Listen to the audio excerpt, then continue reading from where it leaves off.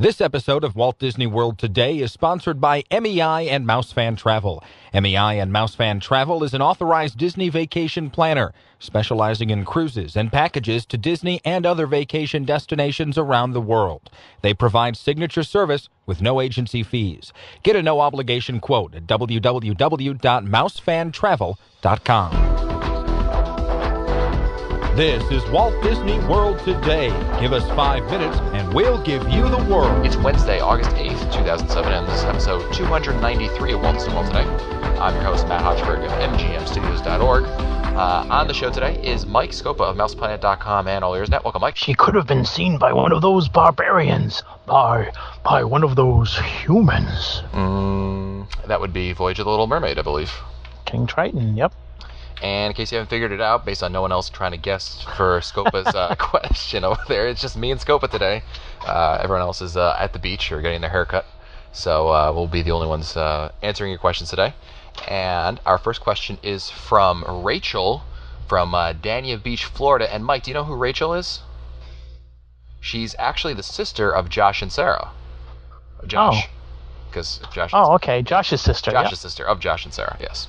And Okay. Rachel writes, hey guys, my family and I are going on Disney World August 31st to September 4th for my birthday, and we're going to be on the dining plan. We'll be going to Le Cellier in Canada, Boma, Concours Steakhouse, and Ohana. We're wondering if we should take out one of those dinners and instead have a very nice character breakfast. If you think we should do that, what restaurant should we exclude and which one should we include? Thanks a bunch.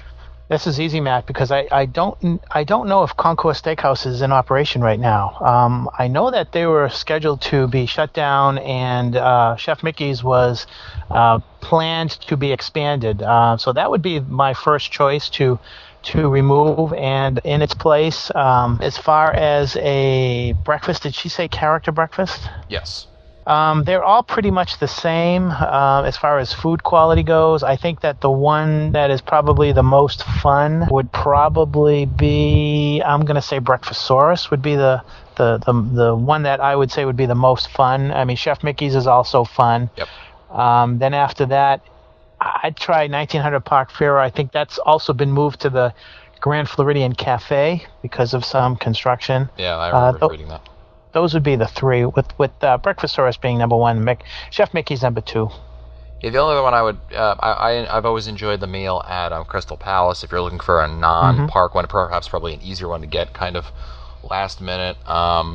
For breakfast, I like, probably easy to get considering, when we're answering this question, when they're going in late August. I would probably say, Cape May Cafe. It's a good character meal. It's not, they don't serve, seafood there, and it's just a nice little character meal. It's usually easy to get, so that'd be my recommendation right there. And as to, taking out a restaurant, I mean, certainly Le Cellier, Boma, those all are pretty good. Ohana, so I would probably back you up, Mike, and go Concours Steakhouse is the next one, and maybe Ohana would be the other alternative. I want to go one more step, and I want to mention a breakfast that I would not recommend, just because I think it's overpriced. Okay. And it's the one at Hollywood and Vine. You don't like it? I think it's overpriced. Isn't that the one with? It's the Playhouse Disney breakfast. Yeah. It's great for the kids if you got kids, but in terms of food, I agree with you. It's very not a lot of selection over there. That's right. What really gets it for me over there. But I would agree to avoid that one. Next email is from Jason in Ypsilanti, Michigan, who writes, hey, just signed up for the podcast today and loved the new episode. I'll be at the World from August 15th to the 22nd this year. What's the crowd level like this time historically? I know it's the start of the resort value season. Usually the Walt Disney World pin codes I sent scored a room for 8 days and 7 nights at Port Orleans for less than $700. But does value season always coincide with a lower crowd count? I assume weekends will be packed, but would the average Monday or Wednesday during that time be like, what would that be like? Well, let's see. You've usually gone that time of the year, right, Mike? The second half of August?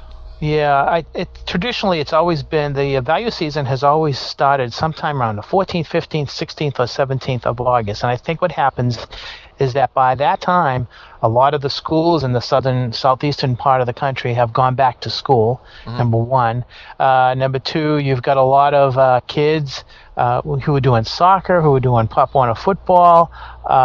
There's a whole bunch of things that come up in mid to late August. So a lot of the crowds, especially the families, start dropping off in mid-September. And that has a lot to do with them historically starting value season around the 15th, 17th of August. So I don't know in terms of what numbers that Len historically looks at for the crowd levels, but I'm guessing that it's going to be not light, but it's going to be somewhat medium, I guess. I think of mid-August as something similar to maybe the first 2 weeks in October, being that it's not really overcrowded. I mean, it's a pretty healthy crowd, but it's not that bad. It's certainly not as bad as July. Yeah, well, Len has on his crowd calendar at touringplans.com, Len has 6 and 7s for okay. For actually, excuse me, I'm mistaken. It's actually less. They're going 5s.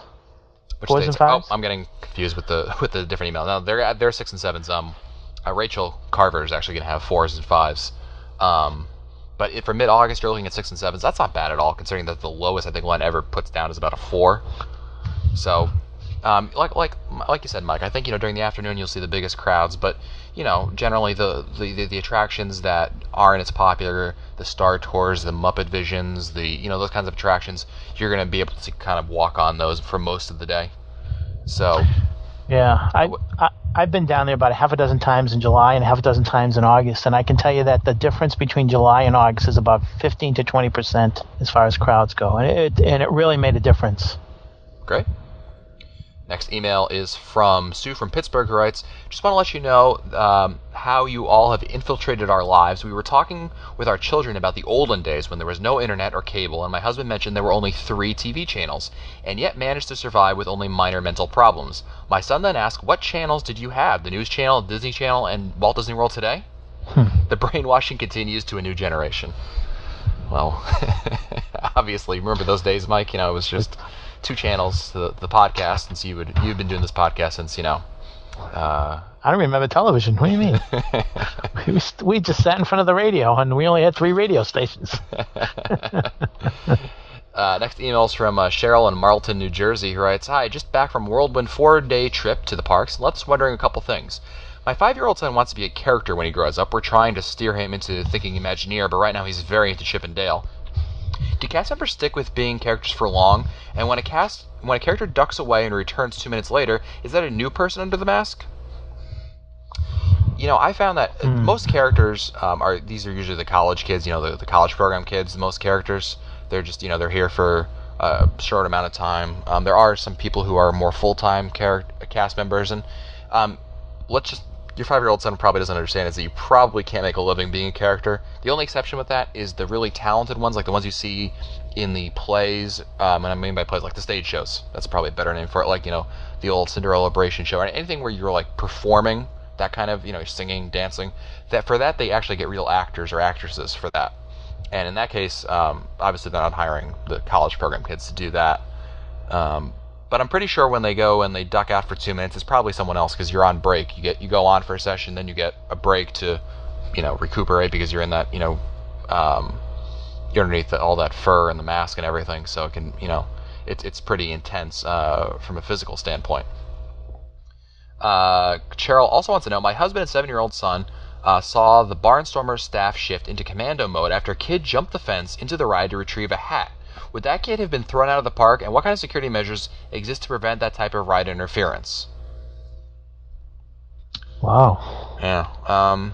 I think given that it's some kid, I'm sure they're not going to throw the kid out of the park for that. Even though it probably is grounds for it. I think it's just the kid, lost their hat and, figured, being a young child, that they could just go over the fence and grab it. But generally, I'm surprised they were able to get over that. I mean, it takes a lot, wouldn't you think, Mike, to be able to get past. This isn't like, some carnival ride where you're just, there's really no barrier. In fact, they usually put up these, pretty visible barriers to prevent these kinds of things from happening. Yeah, I think I'm trying to think where this could have happened. And I'm thinking as you look at the attraction, I think this kid was probably able to jump the fence on the right side, like behind that building.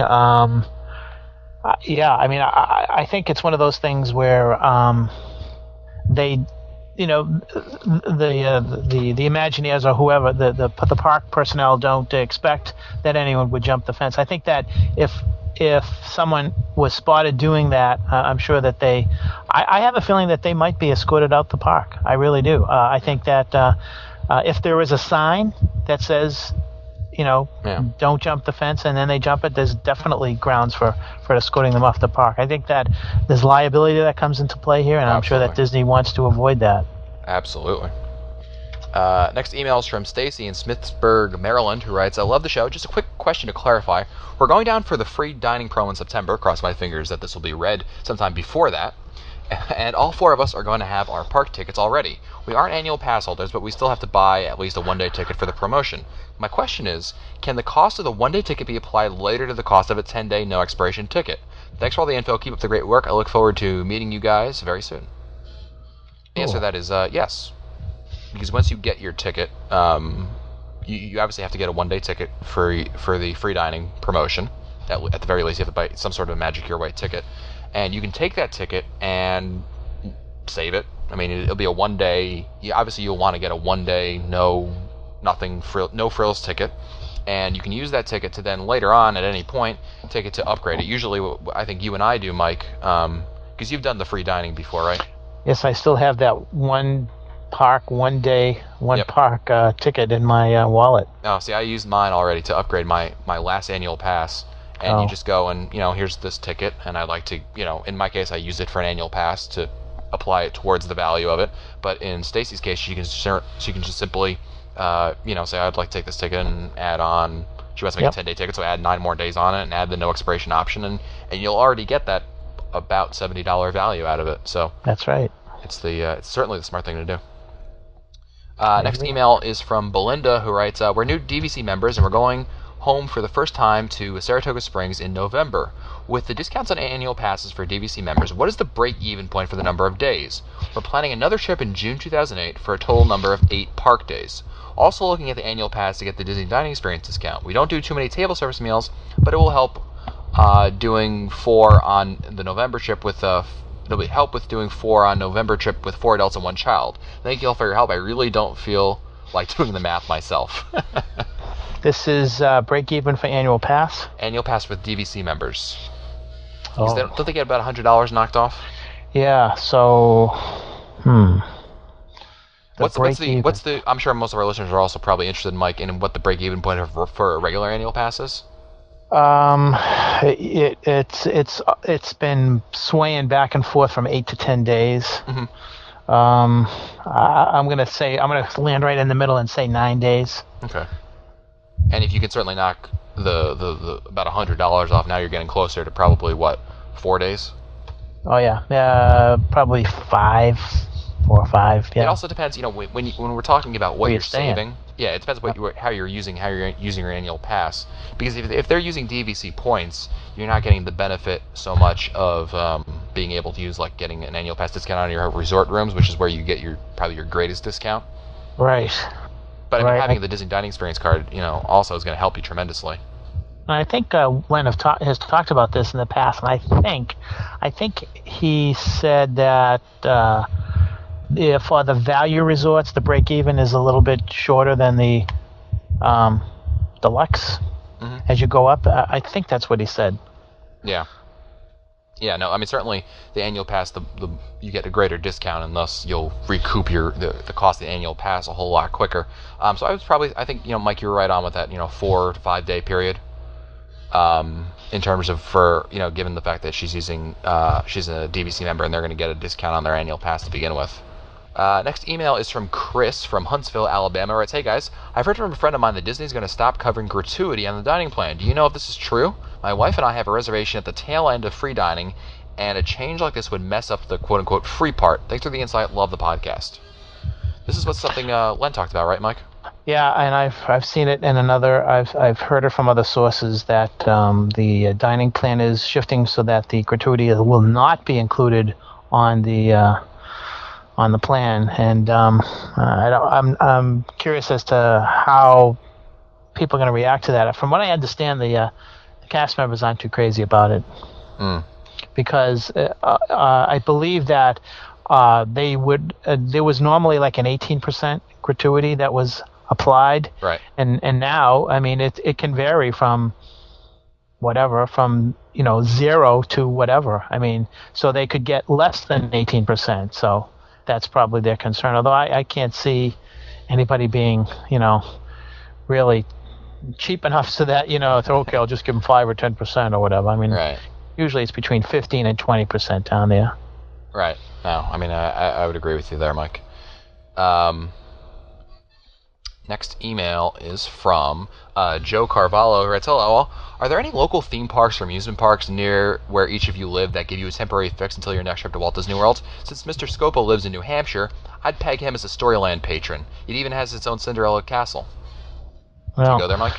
Yeah, when the kids were small, we'd go up to Storyland, and I'm sure he's heard of Santa's Village, which was right across the way. As a matter of fact, that was my first flume ride. I'll tell you a little story. The first year Carol and I took the kids up there, I think my daughter was 3 and my son was 1.5, and we went on the flume ride. It was just me and the kids, and I get on, and I'm looking for seatbelts and everything, and there were no seatbelts, and I'm thinking, oh my God.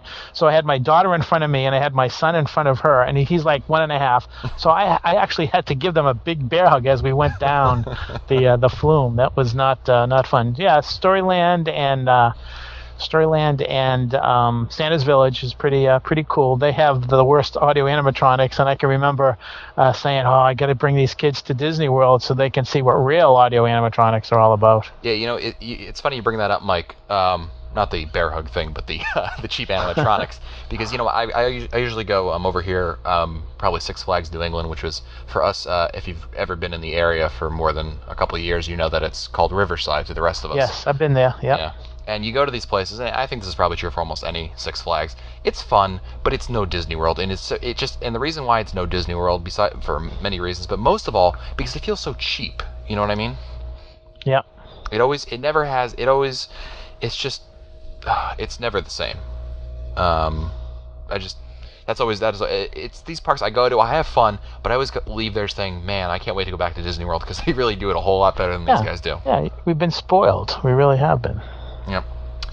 Next email is from Caleb Tennis of Columbus, Indiana. Writes, "I wanted to add a small tidbit to your previous talk about the ticket options. When my wife and I went in early 2006, they were running a special at the time where the park hopper and water park and more options were quote-unquote free to add on to your ticket. Because of that, my wife and I went ahead and bought 10-day non-expiration tickets. We paid an extra $100 for the non-expiration option. It has since gone up. But we got the 10-day park hopper and 6 water park options. The water park options do not expire as well. Even after you've used up the 10 days of regular theme park tickets, the 6 days of water parks and more are still valid, and it's an excellent purchase at the time.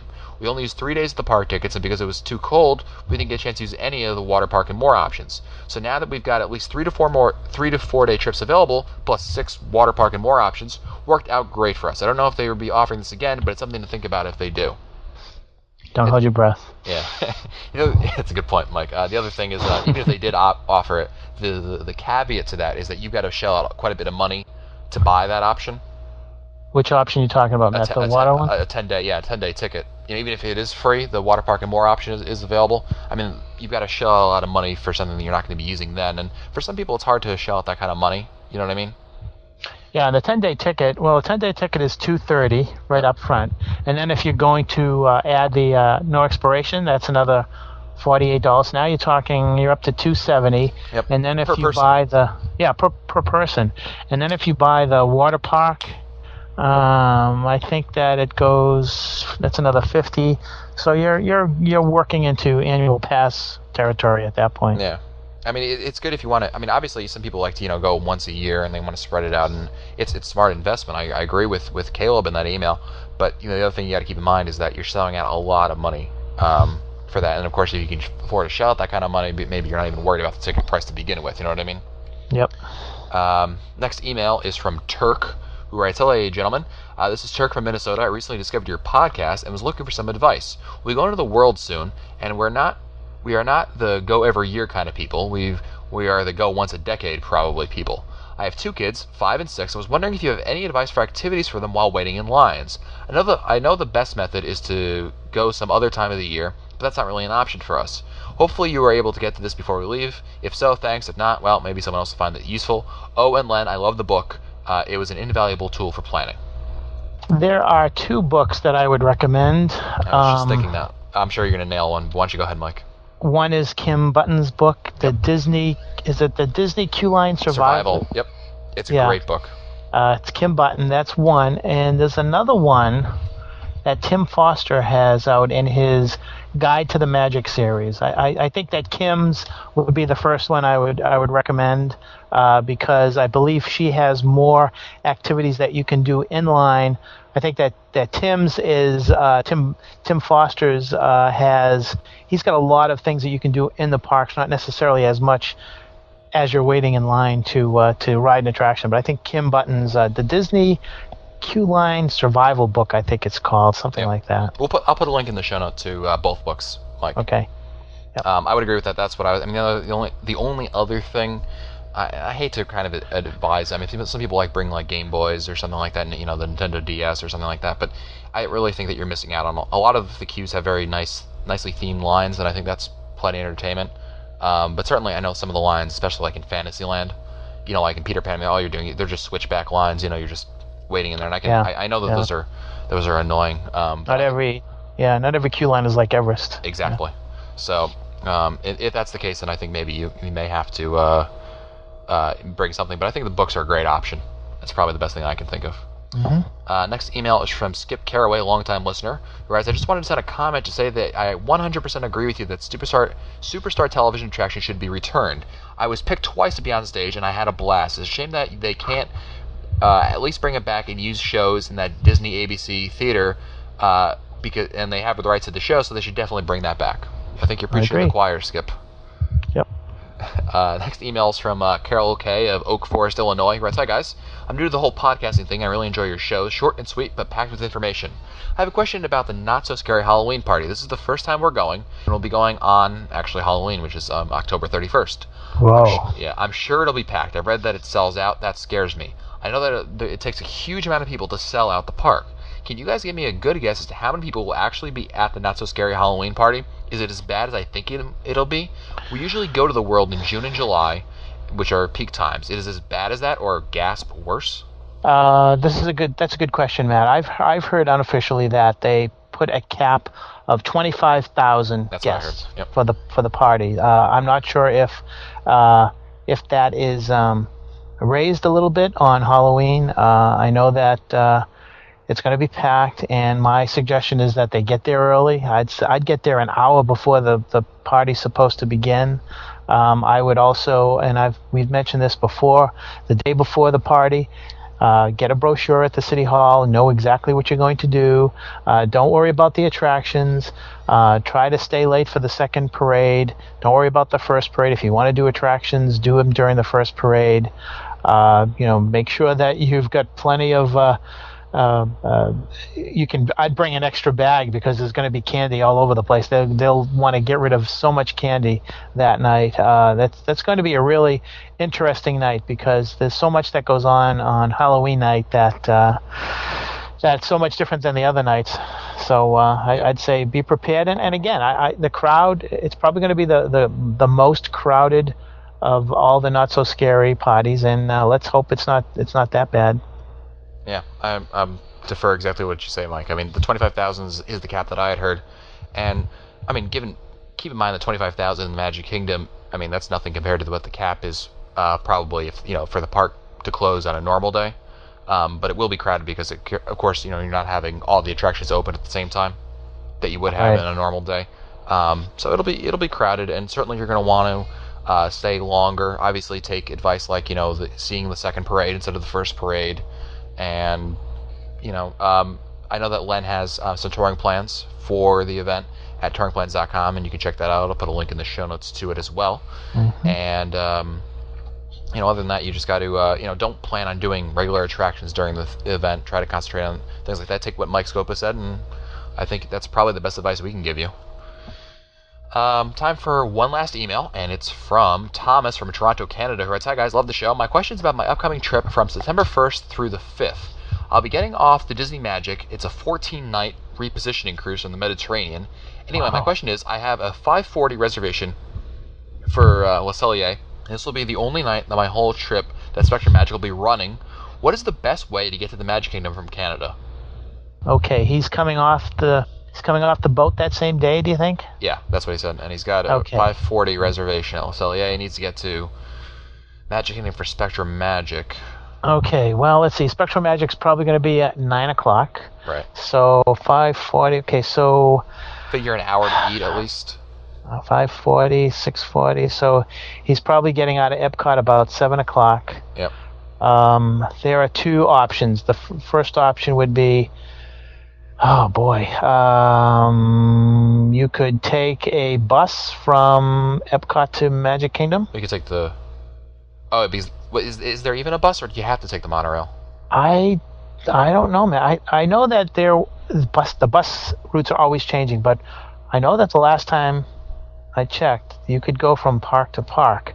And the reason why I suggest the bus is because it'll take you right to the front of the park, whereas if you go the TTC, you're going to have to go and change, take the monorail from Epcot to the TTC and change. The other thing you could do is you could leave Canada.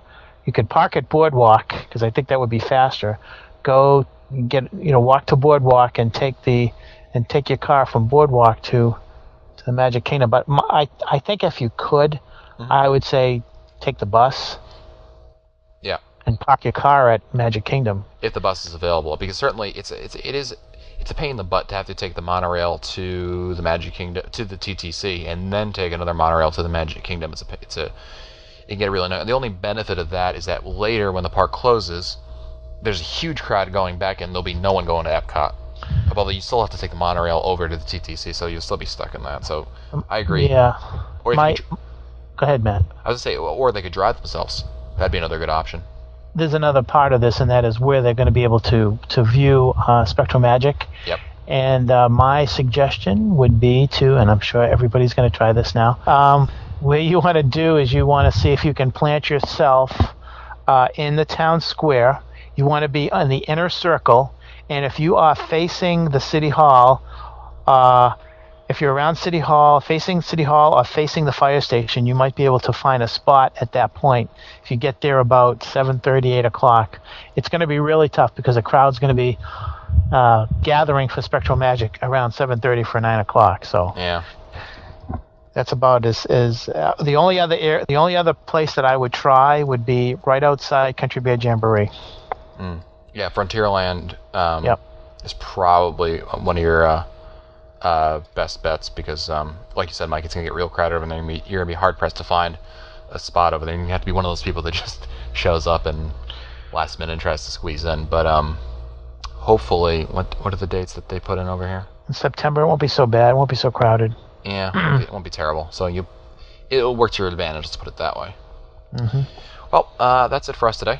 This episode of Walt Disney World Today has been sponsored by MEI and Mousefan Travel, who specialize in cruises and vacation packages to Disney and other destinations around the world. MEI and Mousefan Travel are authorized Disney vacation planners and the recommended travel partner for All Ears Net. So they provide their signature services with no additional agency fees and get a no-obligation quote by visiting www.mousefantravel.com. If you want to read our show notes, listen to our older episodes, or send us your comments, visit the Walt Disney World Today website at www.wdwtoday.com. If you want to send us an email, feel free to email us at questions@wdwtoday.com. For Line Testa, Mike Scopa, and Mike Newell, I'm Matt Hodgeberg. We'll see you on the next show.